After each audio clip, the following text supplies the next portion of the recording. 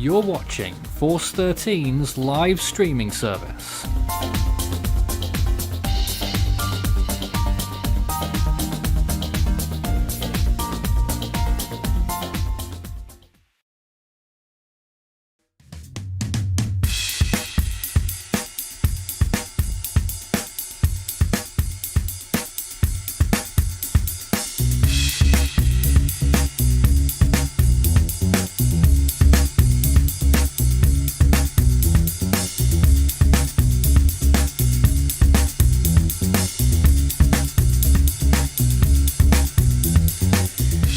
Back to continuing live coverage of Hurricane Ida, which certainly appears to be intensifying substantially at this moment in time.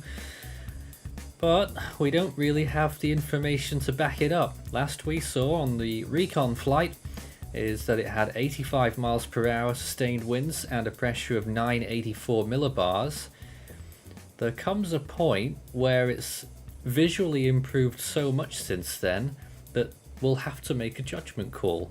I'm not sure we've reached that point yet, but given that recon was not that long ago, but now there's going to be a significant recon gap by the sounds of things, so we're not sure if we're going to get much information over the next few hours as to whether the storm's actually intensifying, and then therefore we have to rely on the satellite estimates. I'll let the team decide this headache out. The Force 13 analysts behind the scenes are probably number crunching at all hours to figure out how strong this storm is, to help forecast it better and to help those prepare for the storm who need to. And of course we deliver that information on the air and help out wherever we can in the comments section, and with the information we put out and the imagery, of course. This is the latest infrared view on the hurricane right now. Officially then 85 miles per hour and a pressure of 984. If we were using satellite alone, I think you would go for a little bit higher than that. A little, maybe a lot, who knows. But we'll again let the team decide that one at some point. My name's Nathan Foy in the studio once again, presenting. It's our 5th hour of coverage today, and in this hour I'm joined by Noah, Orlando, Euxinator, Walter, and for our first full hour we have Alex. Nice to see you on here again, and I want to ask you really about your thoughts. Yeah, I've been keeping an eye on this over the past few days, and yeah, just recently I've looked at water vapor imagery, and as you can see around this part here, you can see dual convective bursts that curl around the center.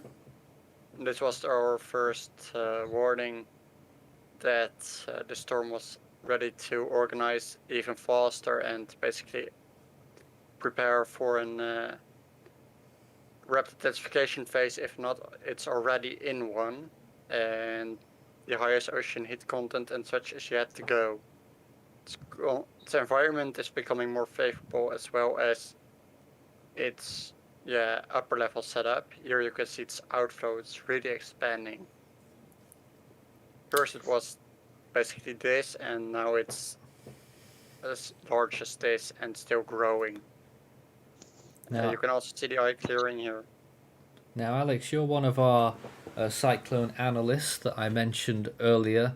I don't know what your team's schedule is for updates and what have you, but what kind of discussions have they been having about this storm, and where are they going to go from here with the intensity estimates?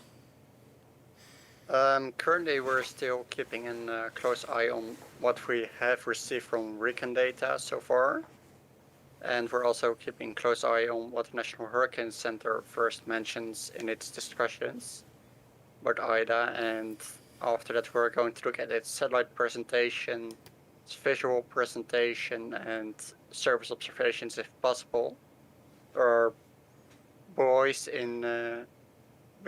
I don't exactly know how to say it, in the area, and those can also bring essential data for us. We can use wind pressure relationships and all that kind of stuff to determine how strong it likely is right now. And I'm guessing the next time you'll be collating all of that information to put together a fix will be at the 18Z point. Very likely, unless there's an intermediate fix requested. So that's Well, 2 hours from now. Well, I think I do have an update for the recon schedule. There's a new recon schedule for this week. So apparently, there's gonna be a recon end for Ida at 17:30 Z.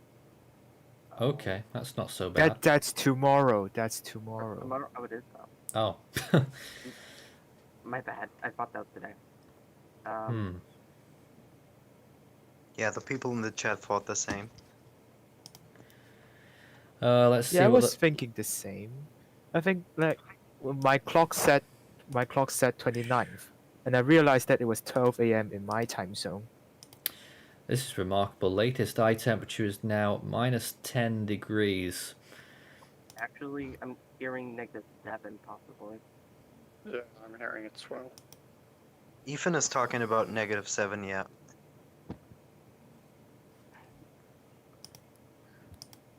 Yeah. There's also no convective burst to its There certainly is. west, southwest. Yeah, several of them actually. Yeah, here you can see them. And also, it's pretty apparent that this really strong subsidence area of the eye isn't the actual size of the eye. The eye is actually much larger, and that part we said earlier might be part of the eye wall is probably actually part of the eye, as the eye, confirmed by recon earlier, is about 24 nautical miles wide. Yeah. What do we think this eye size, whether will contract, or do we think it's going to expand the size? Usually when a storm intensifies, the eye contracts. Usually I wouldn't expect the eye to expand. That's unrealistic at all. But some contraction is possible. Also, I posted in the live discussion channel. It's in front of this tweet, where I outlined where the actual eye size might be, which is not only this very warm part of the eye, but actually outlines a bit more of the storm. Yeah. And I've heard some people mention about a possible Eyewall replacement cycle going to start up soon. Well, this is not the case. It's confirmed by microwave imagery and recon data so far. There is no second wind maximum forming around the other Eyewall. But around the Eyewall we currently see, so our replacement cycle being imminent, that's not going to happen. Yeah, and especially because the eye just cleared out, so it would honestly make little sense for it to actually go through an Eyewall replacement cycle immediately. I think we just got to sit back here and just comment on how remarkable that transformation has been in just over 2 hours. A eye temperature from minus 53 to minus 8 and counting.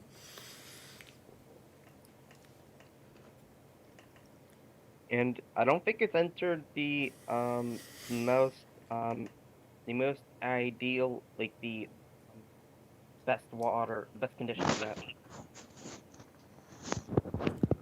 Yeah, I can actually wait a second. I might be able to show that in a few minutes where this storm is into the relation to the ocean heat content and the conditions.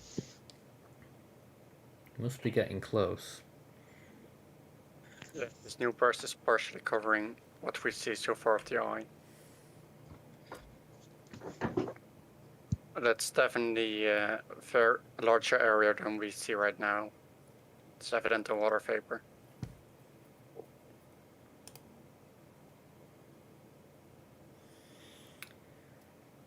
Really fascinating. Let's see, where's that sandwich? Great type of imagery. You can really see its evolution.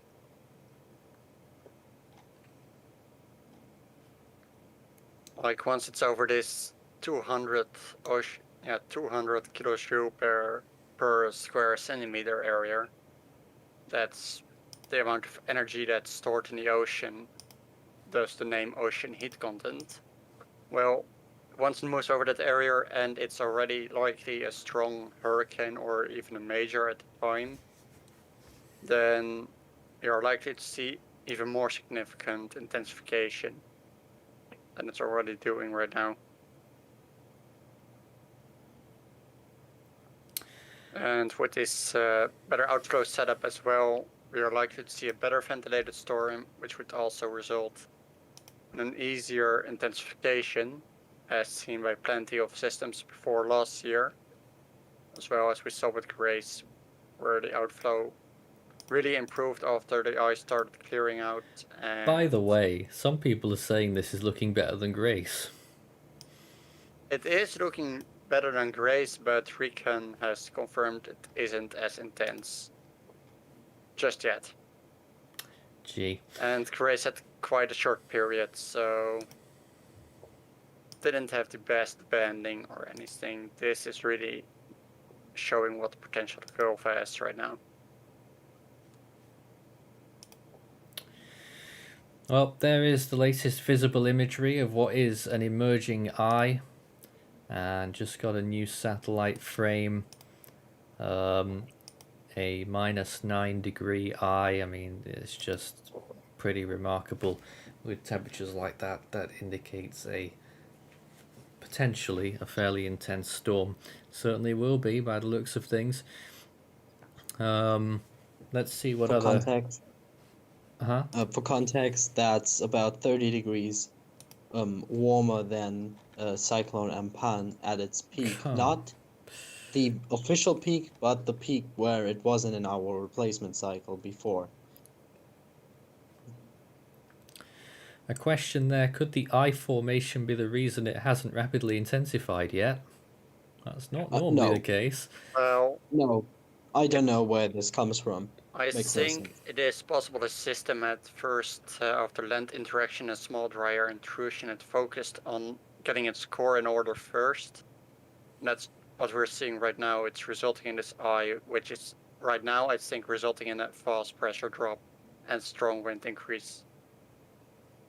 Yeah, if you it doesn't work. You have an eye clearing out and then the storm weaken because of that or not intensive. It makes no sense.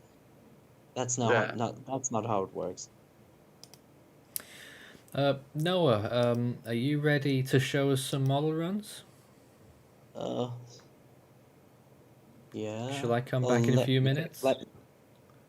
I first wanted to show. Wait a second. Let me set this up. No problem. So, is it well visible right now? What I'm showing? Yes, it's just on my side at least. Noah is setting up just in case everyone's wondering what's going on. There is Noah's screen. Could you lift it up slightly, lift the camera up slightly? Like this. Is it Yeah. okay? Yeah, that's good. Okay, that's ocean heat content, and the storm is. I'm just roughly curious at- though, Noah. Why don't you use the screen share? Because this device is too bad, and my voice goes robotic when I do it. Fair enough. So the storm is south of 25 degrees north, which is about here. Tracking this, storm center must be around here, and it's tracking towards this direction directly through this big blob of ocean heat content, which is over 175 kilojoule per centimeter. I think that is down at the bottom. Per square centimeter. Yeah, per square centimeter exactly. Yeah, and we had this anticyclonic eddy in the Gulf of Mexico. That's practically the most favorable part of the entire basin when it comes to sea surface temperatures and ocean heat content. Yeah, I just wanted to show that, and And that's later quite on I clear can on the show map. some of the models. Quite clearly depicted on the map there that those are the most favourable conditions. And that's right ahead of the storm, not far ahead of the storm either. There's the latest National Hurricane Centre forecast cone if you haven't seen it yet today, calling for major hurricane landfall with winds of around 130 miles per hour, category 4.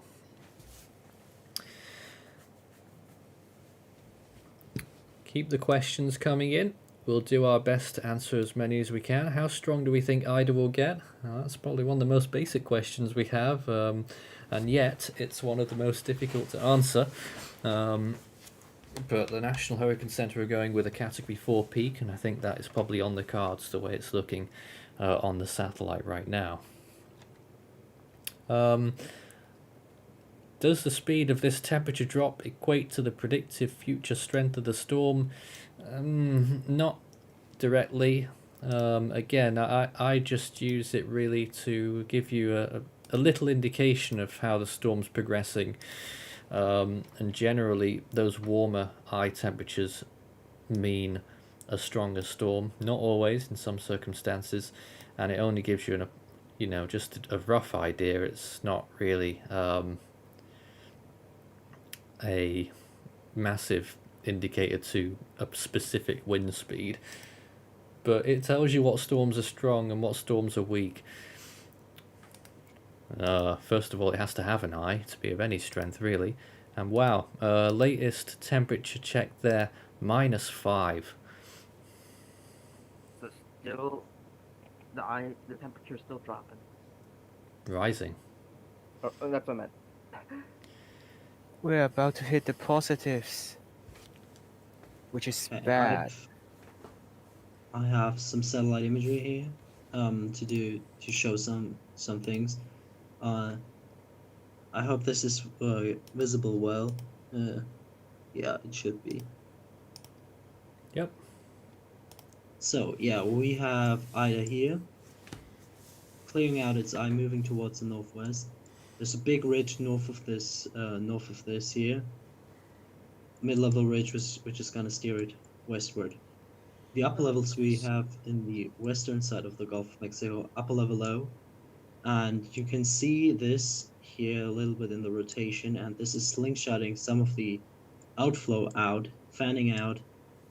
On the other side, upper level ridge, bringing all this outflow down here. And this combination is a very divergent setup. So we have on both sides air moving outward, and the air from the surface has to come down, has to come up again. The outflow channel from every side except for maybe here down southwest, which is slightly sheared from this upper level low, looks very healthy, especially this big equatorward channel, which is all the way into the Eastern Pacific. You can also see the outflow of Nora here, impinging on the upper level low, and we almost see how now the outflow of Ida, which is coming this way, and the outflow of Nora coming this way, is cutting off the upper level low from the jet, which is here in near Texas, which means this thing is gonna weaken and track towards the southwest, where it can't impact Ida with any shear anymore. And by the time we have landfall, we're gonna have a huge outward moving outflow influence, and especially with this channel, and of course with a large upper level anticyclone in the upper levels, you're gonna have low shear. And with how this is looking, the storm right now, this could be a pretty intense hurricane by the time it makes landfall. Certainly looks that way.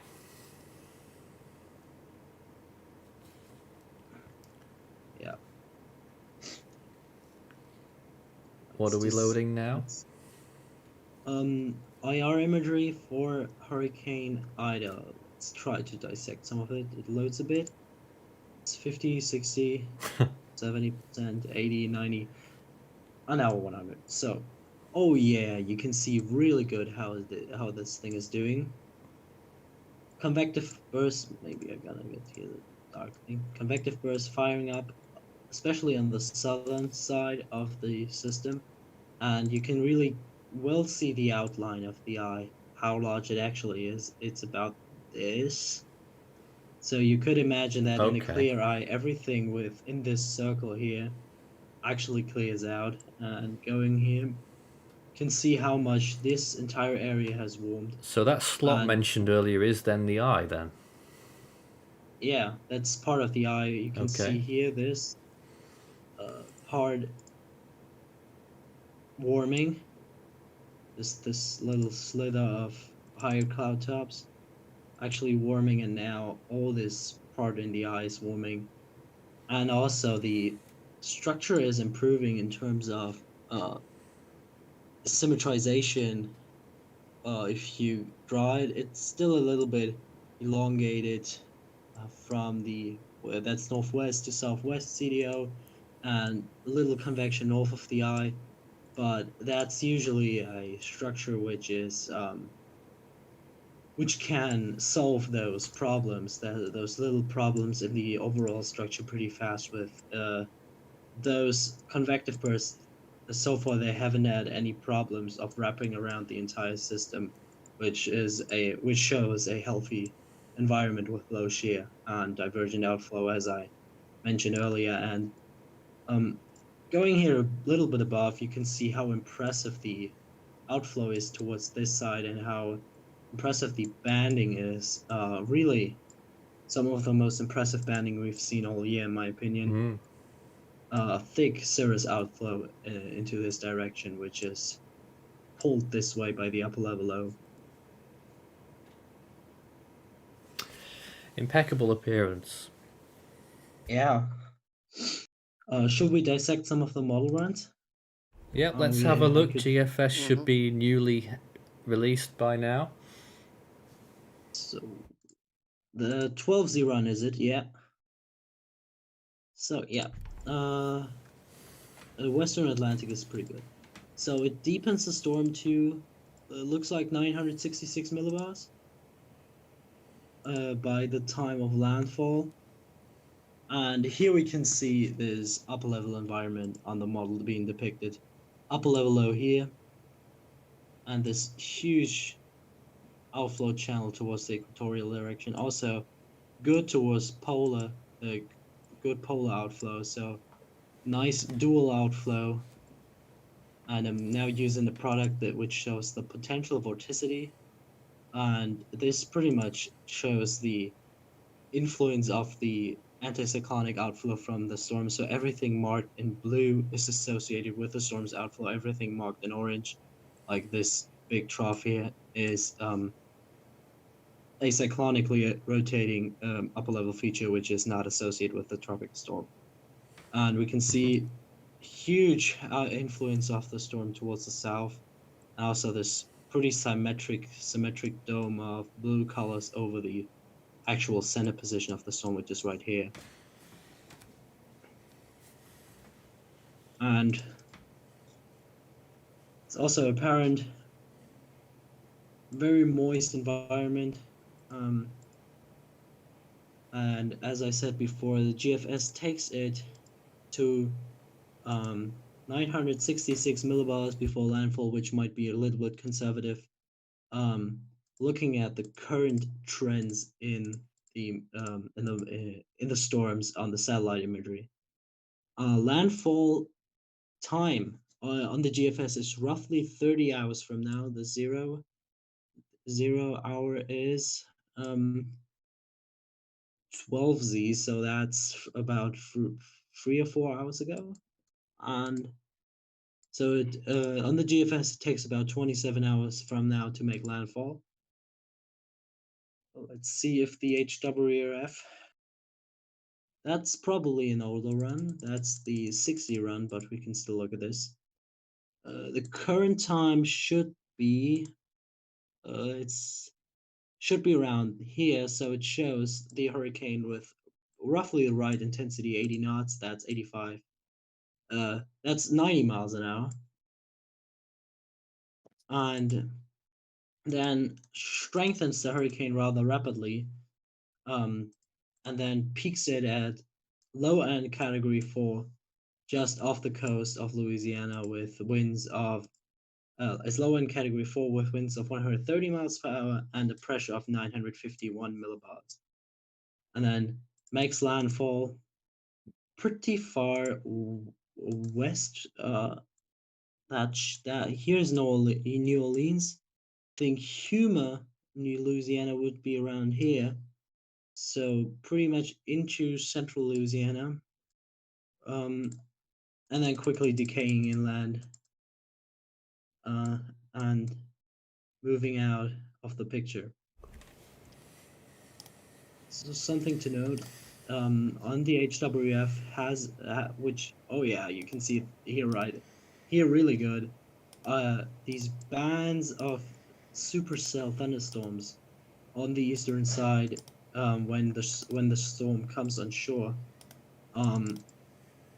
Here, very much apparent supercell bands, and with, I heard, pretty strong low-level cape in this entire area by the time the storm makes landfall. We're probably seeing a higher tornado threat with this one, probably even higher than usual, because you can see here these big bands of potentially tornadic supercells moving into eastern Louisiana, into Mississippi, and then further out into Alabama. I definitely agree.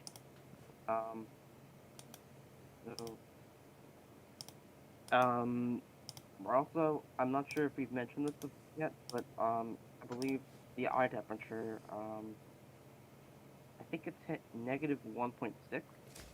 Yeah, wouldn't be surprised if it's in positives now. Okay, this is the HWRF, what it thinks the storm would look like in 1.5 hours, and it looks a bit Too much. bit too much, and winds at this exact point are also near 100 knots. So the HWF has probably initialized a bit too strong, but it also keeps the storm for around 12 hours at the same intensity before landfall. So these about 12 hours of before landfall, those could still be intensifying here, and reach even a higher intensity than the HWF is showing at. It's probably not able. You're probably not able to see this on the stream, but here it says 115.4 knots, which is the highest intensity the model shows throughout the run. And that indeed is what the National Hurricane Center are forecasting. Yeah, they've been pretty consistent with the HWRF solution.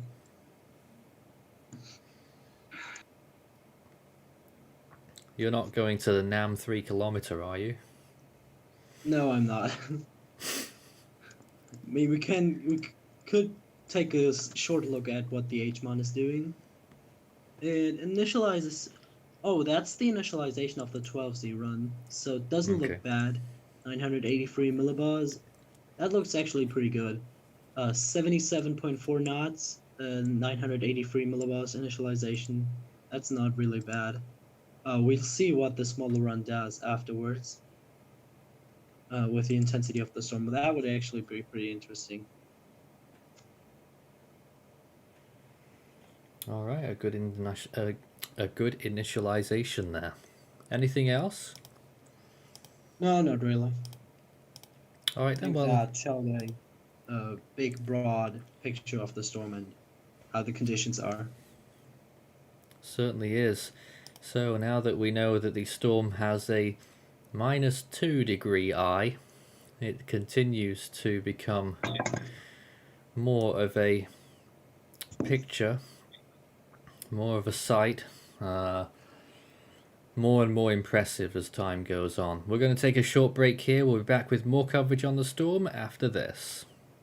Over the years, we've done updates and live coverage on literally hundreds of tropical cyclones, and in recent years, particularly in 2020, launching out in other regional channels, doing weather updates and coverages there as well. We also launched our Earthquakes channel in 2020 and are going forward on all fronts in 2021 with a community that's grown remarkably in the last year. But it's not just about you being along for the ride, we want you to enjoy yourself as well as an Ultimate fan, and that's why we've lined up a big chain of benefits for each various stages on our Ultimate Fan program.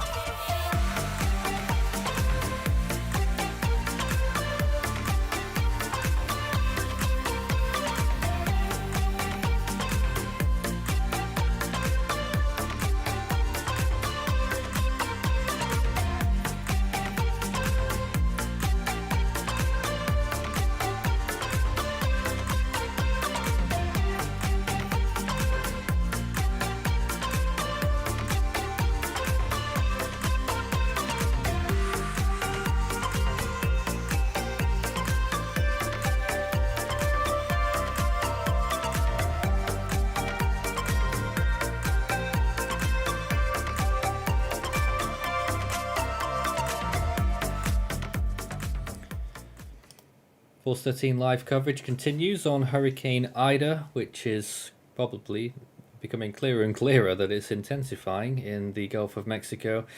As we saw then, the model runs, the latest information on that side of it. Now let's take a look back at the storm itself. Well, there's our team, and there's a visible image of the storm. Let's take a look at the infrared though. Look at the eye really starting to come out in those latest frames. It gets more foreboding as time goes on. It really feels that way.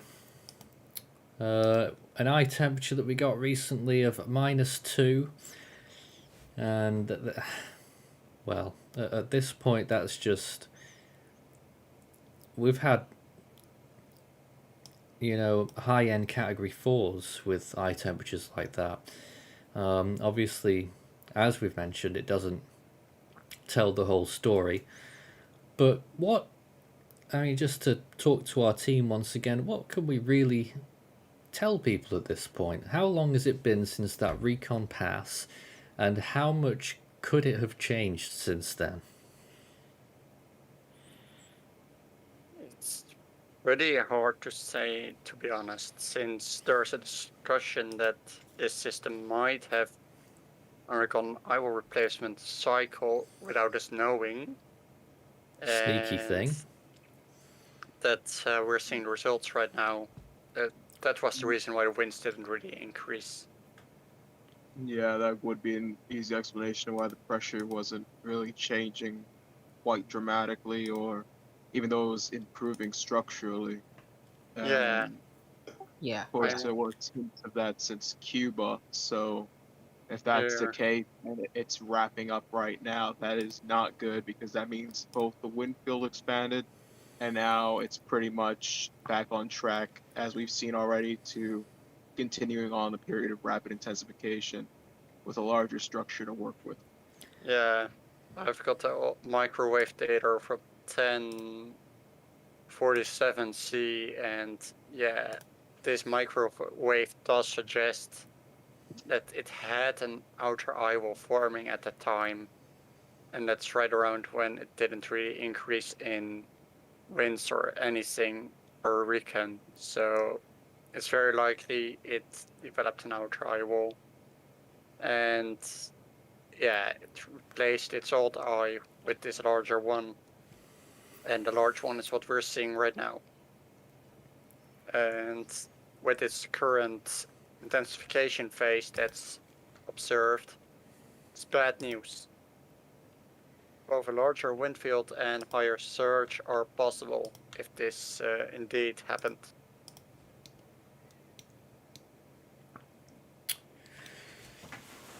At this point, I think I'll probably read out all of the information for the regional area around New Orleans and Baton Rouge, about information and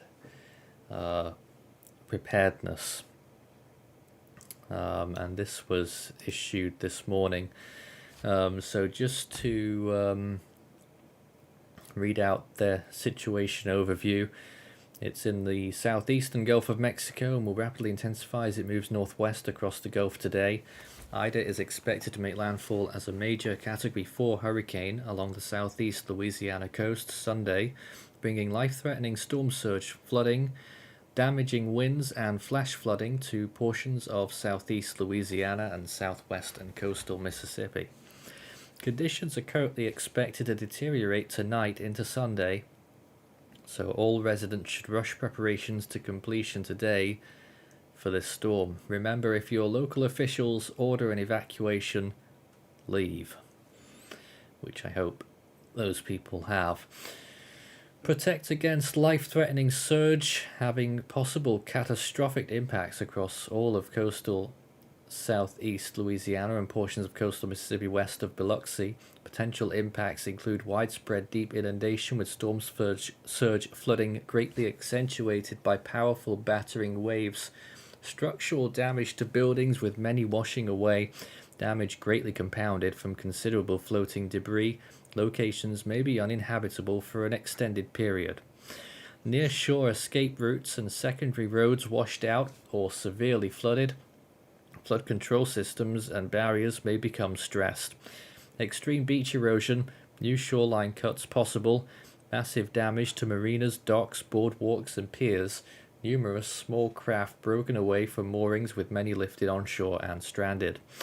Also, protect against life-threatening surge having possible significant and devastating impacts across portions of coastal Mississippi east of Biloxi and along the shores of Lake Pontchartrain outside of the hurricane levee protection and Lake Maurepas. Then, of course, you've got winds having possible devastating impacts across portions of southeast Louisiana, mainly along and to the west of the I-55 corridor, including Metro Baton Rouge, western portions of Metro New Orleans, and the Houma metropolitan area. Structural damage to sturdy buildings, some with complete roof and wall failures, complete destruction of mobile homes, damage greatly accentuated by large airborne projectiles. Locations may be uninhabitable for weeks or months. Numerous large trees snapped or uprooted along with fences and roadway signs blown over. Many roads impassable from large debris and more within urban or heavily wooded places. Many bridges, causeways and access routes impassable. Widespread power and communications outages. And then you've got the flooding rain. I'll be a bit quicker with this. Extreme rainfall flooding may prompt numerous evacuations and rescues. Rivers and tributaries may overwhelmingly overflow their banks in many places with deep moving water, and floodwaters can enter numerous structures within multiple communities, some structures becoming uninhabitable or washed away. And on top of all that, tornado event is possible, possible limited impacts across southeast Louisiana and south Mississippi. Isolated tornadoes could hinder the execution of emergency plans during tropical events. A few places may experience tornado damage. Evacuations. Listen to local officials for recommended preparedness actions, including possible evacuation. If ordered to evacuate, do so immediately. I'm sure many have already. For those not under evacuation orders, assess the risk from wind, falling trees, and flooding at your location. If you decide to move, relocate to a safer location nearby. If you do not relocate, help keep roadways open for those under evacuation orders. Leave with a destination in mind and allow extra time to get there. Take your emergency supplies kit, gas up your vehicle ahead of time. Obviously, people should have done that, and people, from what we've seen, a huge amount of people did, from what Nelson told us. Let others know where you're going prior to departure. Secure loose items and pets in the car and avoid distracted driving. And follow designated evacuation routes. Seek traffic information on roadway signs, the radio, and from official sources. All kinds of information that people have to take in when they evacuate from a storm like this. But the number one thing is to get yourself out if you are in a dangerous position. we'll have more information from the National Hurricane Center in just over an hour. They'll be coming out with their intermediate advisory, but in the meantime, we're still glued to our screens as we watch the progress. I'm not really sure what words to use for it, of Ida, and it appears that the eye is completely starting to make itself visible on the imagery. Before, I think it might have been that half of the eye was visible down to the -20 degree band, but now 16 miles of the eye is now visible with temperatures above -20. So it's really starting to come out. Team? Yeah, yeah, it's really clearing out now. It's seen on infrared imagery as well. You can actually see how large the eye is. It was not very visible early on, but we can really see the defined shape. It's getting more circular as well as time progresses. Subsidence in the eye, the sinking air, increases as well. And yeah, we're likely to see the convection cool again once the eye is cleared. And yeah, soon it's going to track over the most favorable part. And with such a structure as this, it only speaks trouble.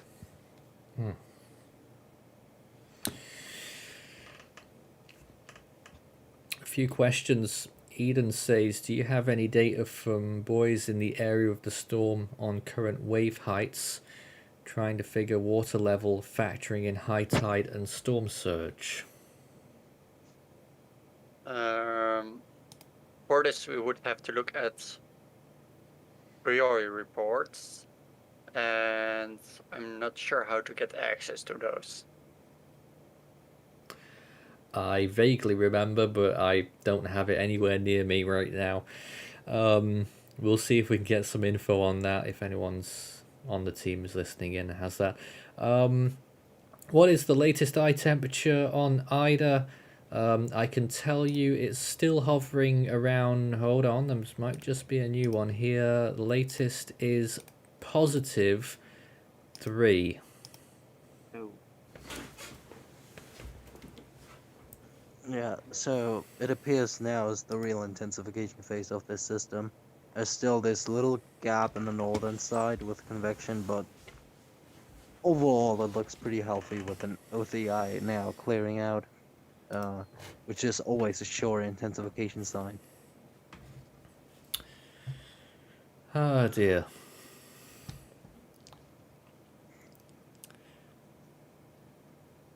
It's getting real ugly real fast.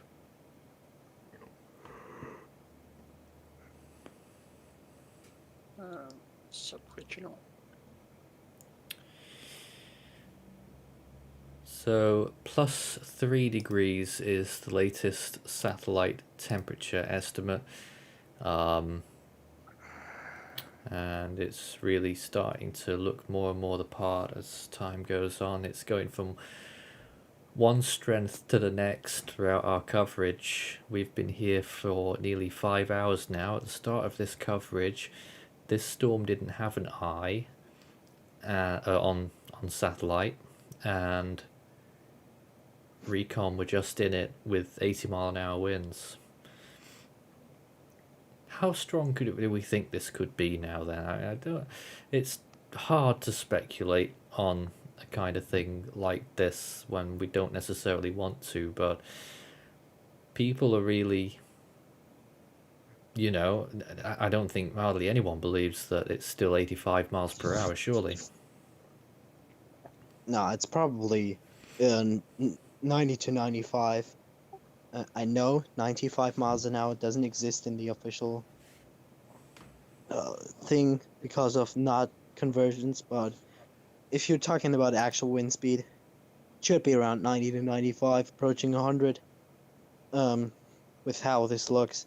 I mean, if you had such a look on a system without recon, a lot of us would say category 3, probably. That's a positive eye temperature.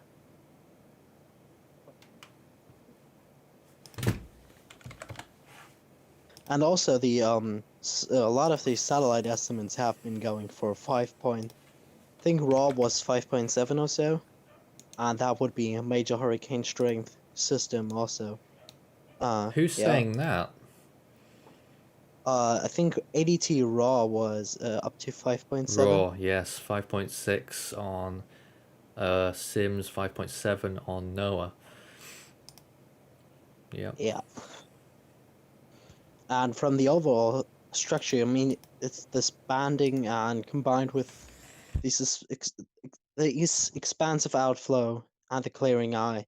I mean, it's pretty obvious that the storm is gonna strengthen at a quick pace right now, up until landfall, or shortly before landfall. And as I said before, it still has a lot of time, 30 to 36 hours time until this makes landfall, and probably around 30 right now, 36 at the beginning of the coverage, but it's more than enough time to get towards a really high intensity. Cat 5 isn't off the table, isn't off the cards. It's still possible with how warm the sea surface temperatures are. And everything below that is also possible, and everything above, I'd say about 115 to 120 miles an hour This between those visible intensities. This visible imagery right here is mesmerizing. Those cloud tops as they blow up. Yeah, Minute by minute imagery that is there. it also gets more impressive minute by minute, I'd say. Especially on the visible imagery Very with this impressive already. eye.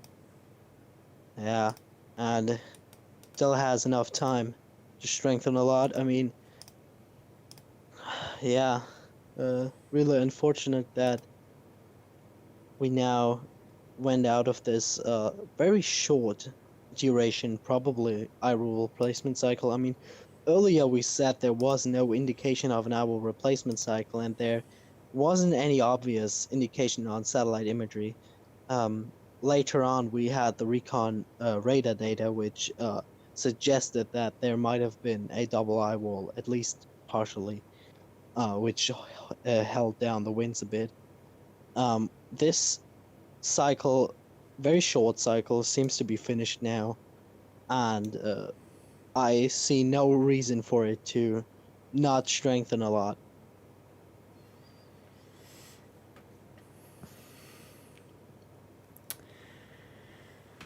So, the latest visible imagery of the storm right in front of us, it tells a story of its own in how we've evolved in the last 6 hours or less.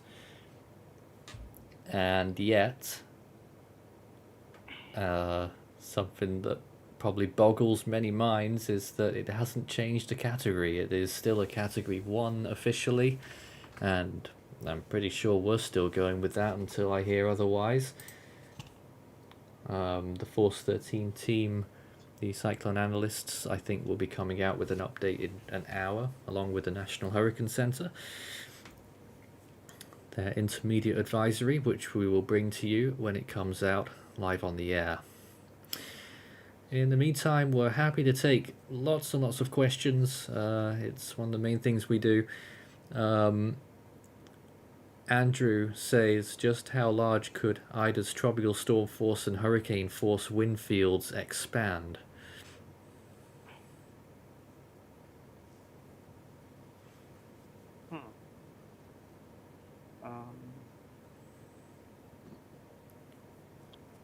Time's limited. It's not going to be an enormous amount. Yeah, probably. Just a guess, but with how if the storm strengthens a lot, you would also see a expansion of the tropical storm force wind field, and at the maximum it could be 1/3 the radius, the 1/3 more of the current radius, Mm-hmm. I'd say, or maybe at the very, very maximum, if it does another Eyewall replacement cycle before landfall, double. But that's pretty unlikely that it will do. That will go into a massive Eyewall replacement cycle before landfall. Yeah.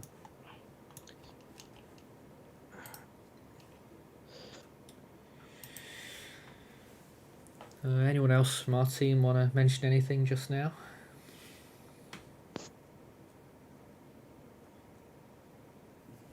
No, yeah. Well, all I can say it's really improving on satellite imagery. It's almost, if I dare say, beautiful satellite imagery, and that says something about the structure. Yeah, the more beautiful it looks, basically, the stronger it's getting internally as well. Well, we all figured this would become a significant hurricane, and already becoming an impressive one on satellite imagery. Pretty soon, later this evening, we'll probably be able to get our first radar of it from Louisiana.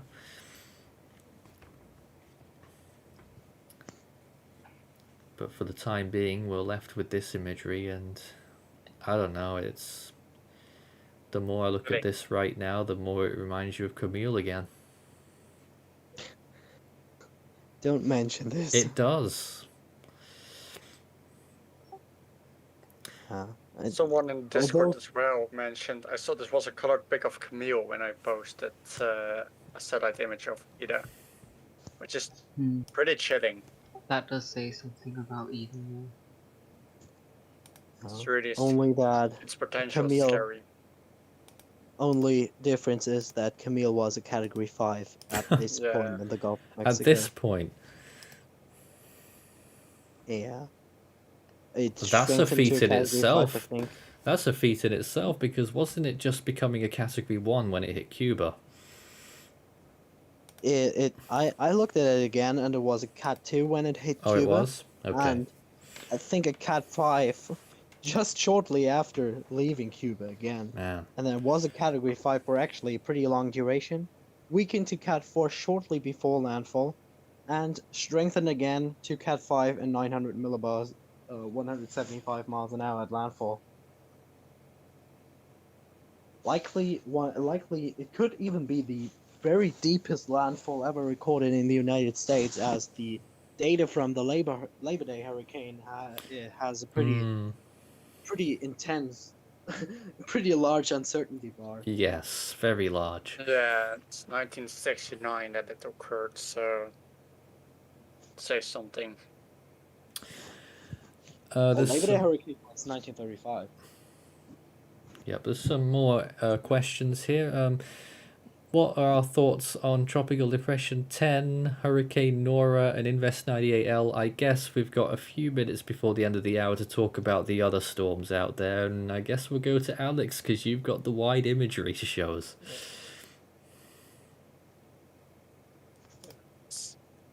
Give us a little rundown of what else is going on. Yeah. So what I first want to mention before I go to Tenel is that what we call the wave train over Africa is really picking up in intensity again. Convection is blowing up again, and here you can see new waves forming as well in this distance. And one of these waves right here has the support of the European weather model to develop in a likely major hurricane that's out to sea, luckily. But yeah, we will really have to watch it gain support on other models, as it's right now only really the European model and Canadian model that would really like the system. Moving on, we got 10L right here. It's not what I'd call a very good looking system. That's 97L. Or that's 97L. That's the Invest. No, I haven't followed them. 97L is looking decent for an Invest, if I'm honest. So much so, you thought it was 10L. Wait, which of the... Where's 10L? It's the naked swirl in the MDR. It's really bad. That's... What would you call this? A tropical depression? Not that. Not that. The MDR. That's a cloud. Here. Yes, that's There, this That little is- swirl. Tropical Depression That's 10. not really organized, if I'm honest. That's messy. It's pretty broad. Possibly exposed low-level center. NHC called it poorly organized tropical depression 10. And I think that description holds true a lot. I mean, look at this. It looks Yeah. like a tropical wave with a little vorticity center. Hmm. I don't know if that becomes a tropical storm anywhere. Oh, I don't think it will become a tropical storm in its life. It looks too bad for it right now. There's probably a And lot we of also West talk Asia. about how most of these very active seasons with very memorable storms had 10L peak as a tropical depression. Yeah, that is something I've noticed. It happened 2020, 2005. Those are the two that I remember it happening, or that I know that it happened in. Let's get on to Nora, come on. Yeah. Alrighty, Nora.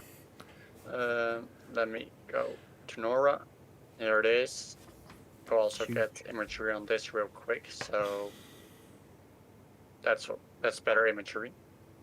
Right there is Nora. I'll do this Huge overlay off. storm. And that's the eye just offshore now. Yeah. Yeah, here you can really see it developing over the time. And it's eye clearing. How large is the eye? That looks pretty huge. Hmm. I haven't measured it myself yet. Some maybe people were someone, saying that- knows how large it is. Some people were saying that Ida's eye was large. Well, look at Nora's. Yeah, Nora's is likely quite a bit larger than Ida's. That looks Maybe about even twice large. Yeah, I just wanted to say that. Well, that looks about twice as large as Ida's eye, maybe even a bit more. Yeah. Let me check the cirrus band. Gives a better idea of what's below the clouds. Here you can really see it. Still a partially open eyes. It looks like on Nora. Well, Ida's eyes really getting going now. Ida's eye is now +10. Wow. Oh wow. So it reached WMG on the Dvorak scale, which could mean that the ADT automated Dvorak, all these things go a Insane. little bit up.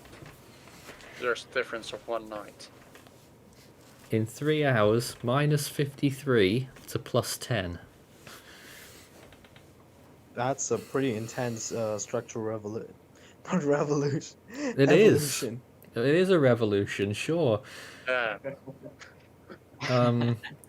We'll talk more about Nora at the start of the next hour. We've got to go to a break now, but we've probably not done Nora enough justice, with more warnings out there as well as we cover Ida at the same time. This is Force 13 Live. This is called Peak Season by the looks of things. 2 hurricanes that are currently active, but one, of course, Ida, is the one that we're watching more than any of the others. It's a very serious situation that could be unfolding over the next few days. Or even the next 24 to 48 hours. We'll be back in a few minutes with more coverage.